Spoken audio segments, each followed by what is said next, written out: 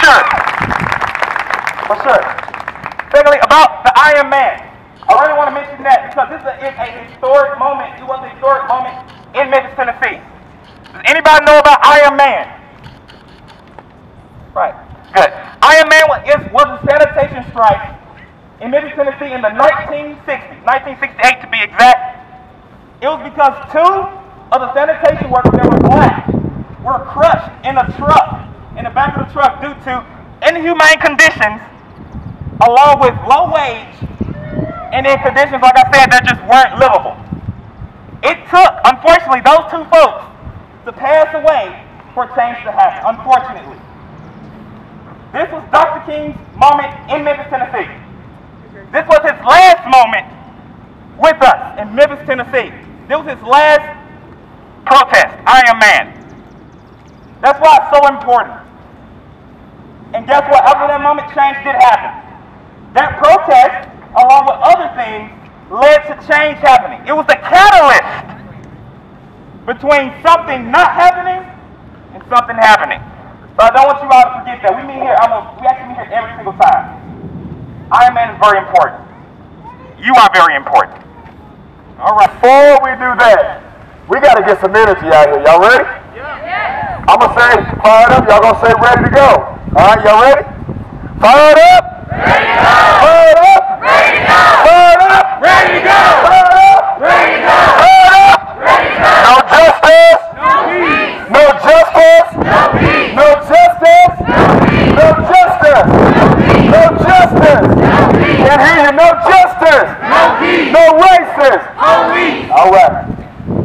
That feels good, right? Yeah. I want you to tell our friends here, our family here, exactly who you are, and why I have a great deal of respect for you.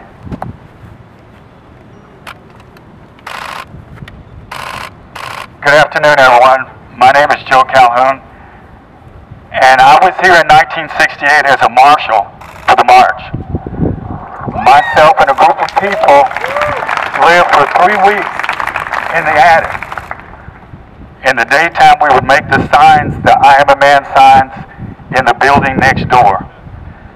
And then we would march, and then we had the Black Mondays, where we encouraged people to not shop, not take the bus, not go to school, but instead to come and join us in the marches. And we marched every single Monday until April the 4th in order to try to make a change in the city. Changes were negotiated, but as you can see, we're in 2020 and we're still marching for some of the same things that we marched for in 1968. In 1968, they thought integrating the schools was a solution to better education. However, what happened is students moved to the suburbs. So you ended up now with segregated schools again. The schools need to be equal. Doesn't matter whether you're white, black, or you go to an integrated school, as long as you're given the same educational opportunity. Education needs to be the same. It doesn't matter what building you're in, what part of the city you're in. All education needs to be the same for every child in every school in the United States of America. Free health care for all people.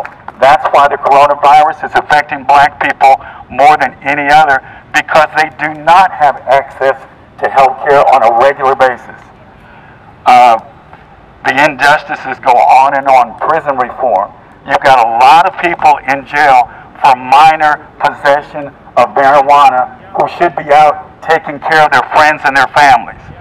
They need to be let out of jail. They need to be able to take care of their families and not be in jail away from their families.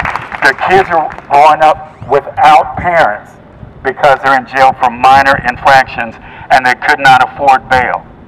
That's unfair, it's unjust, and it needs to change. Many, many more injustices, but everybody has a different cause to be here. We're all in the same situation, trying to find equality and equity for every aspect of our lives. Thank you. Let's destroy racism and our educational structure. That we got to destroy racism and our economical structure. Our voices sound the same. It's Sunday, I'm a preacher. I forgot I needed a mic.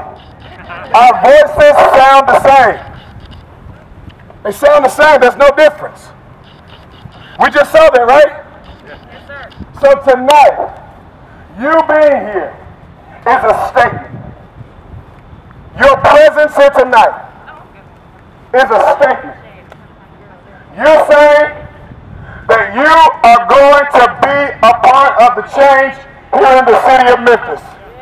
Give it up for yourselves. We're being our own little silo, going to the mall or going to the shop, just getting what we can. Two things I want to mention. Well, actually one thing, that's white privilege. And what does that look like? Right? So if you see somebody being discriminated, being racially profiled as a black person, what can somebody else do? What can a white person do in order to step up? In order to be that voice for that person who has been marginalized or discriminated against? How does that look? And how can you mobilize in order to call, not only call that person out, but call that person in with grace and mercy, and then begin the conversation right there. We can't be afraid to talk about racism, police brutality in the grocery store, in Walmart, in Kmart, in the gas station, in the park. But if it doesn't start with us, with these basic conversations, then I promise you, it will not start at all. If not you, then who? Leadership. Goal-oriented. So, yeah, I think that's going to be inside. Well, thank you for coming in. It was great to talk to you. Thank you so much. Yes. And I just love your hair, by the way. Can I touch it?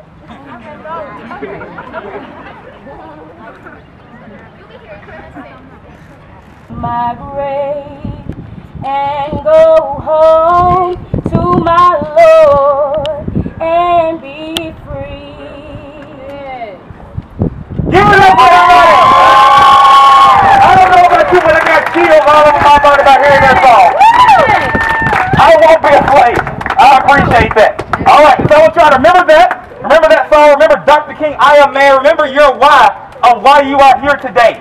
And let that energize you as you begin to walk through the streets of Memphis. We're not no racist. I got my hands above my head. Please don't shoot me dead. I got my hands above my head. Please don't shoot me dead. I got my hands above my head. Please don't shoot me dead. I got my hands above my head. Please don't shoot me dead. Say his name. George Floyd. Say his name. George Floyd. Say his name. George Floyd. Louder. George Floyd. Louder. George Floyd. Louder. George Floyd. I can't hear you. George Floyd. Louder. Being 4 years living here in Memphis, so far Memphis is not being bad to me. But when I began to see stuff around media, and then I began to work in a retail store, I began to see difference, like in a very harsh way. I mean, for example, I don't want you to take care of me. I want her to take care of me because she was white. So I have experienced that. I have experienced like, oh, you're in the middle of the aisle, you whatever, and it was a Jewish person in there. And I have experienced that, like working probably in a retail store for 2 years. So, and I come here from a different country too, who have experienced like a lot of stuff. Like we have struggles. We understand what is a government who do not listen to you. We experienced like a major repression in 2017, and so far we got unhurt, and we're living in oppression like you guys. So that's why I'm here today. Y'all feeling out there? Hey, Derek. I just had a question I wanted to ask everybody in here, out here. Why did the schools go through a merger/demerger? If you don't know, let me educate you. For decades, Shelby County schools/Memphis City schools were being funded twice. County schools were being funded twice. If you lived in Memphis, the city limits, you paid Memphis tax and Shelby County tax, which meant you paid for Memphis schools as well as Shelby County schools. If you lived in Shelby County only, which means outside of Memphis city limits, you only paid Shelby County tax. which means you only pay for Shelby County schools. If you have been here, you know that Memphis City schools and Shelby County schools are totally different. The idea behind the merger was to make Shelby County schools and Memphis City schools take money out of one pot. Let me educate you on how schools are funded. The government sends money down to the state. The state then gives each county a pot of money, one pot of money. The merger was to make that one pot of money be split up evenly amongst the schools in this county.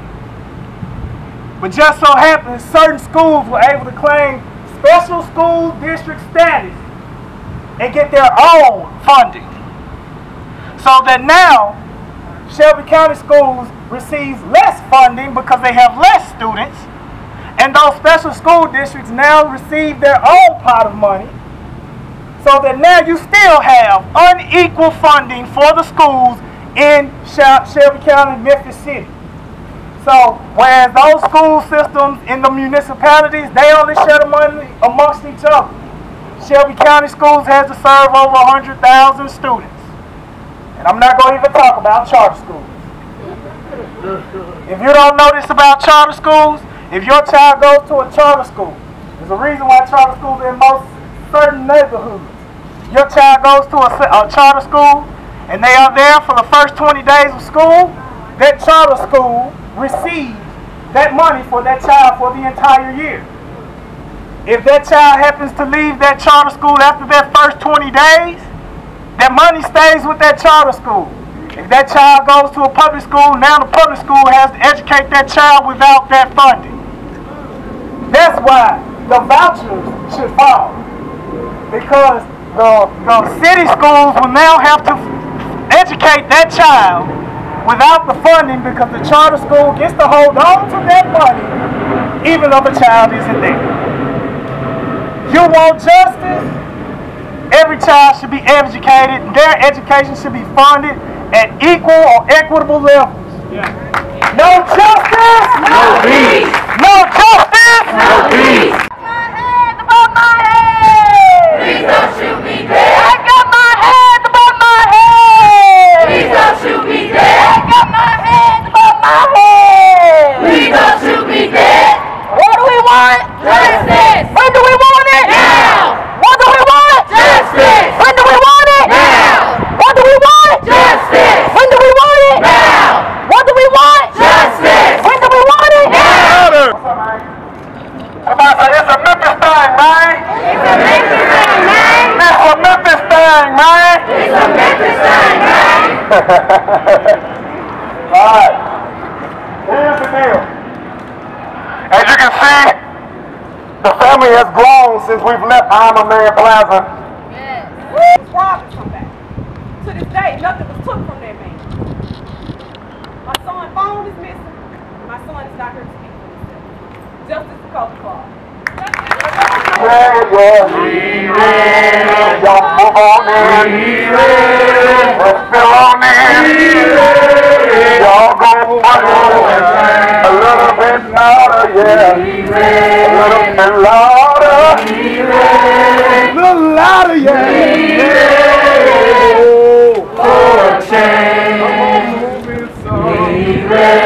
I want to hear your memory. I want to hear your memory. Come on, everybody.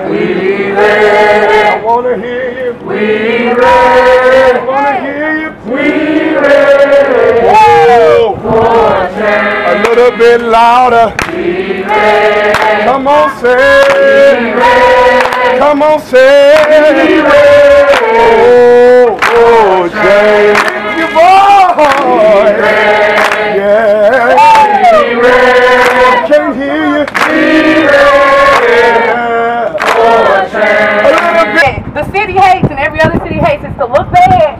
So maybe if you flooded the mayor's emails with, you know, your issues, some demands that you would like to have as a people because your voice matters, Right. he'd have to have no choice but to meet him, because eventually he's going to get sick of getting spam. Right. He's not going to be able to block all of us. There's probably 100 people out of here, and if you go tell every 100 people that you know to go send him an email, then that's hundreds of thousands of emails. So whenever you get a chance, please stop by, Scan this QR code. Send it email to the mayor. Doesn't have to be the most articulate. Not all of us are, gifted enough with the gab.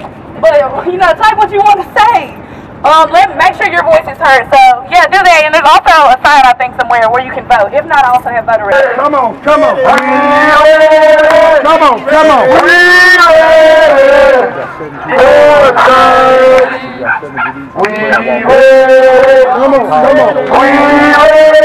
Come on, come on.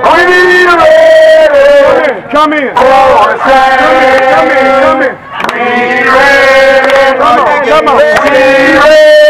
Come on. Come on. Come on. Come on. A little bit louder. I want to hear you, man. I want to hear you, man. Louder. In South Memphis. In Orange Mountain. What? One last time. In the school. In the church. On the street. All right. Father, we thank you because even though we may be tired in our bodies, we know that you can just breathe those down on us, God, and we will be refreshed with new legs.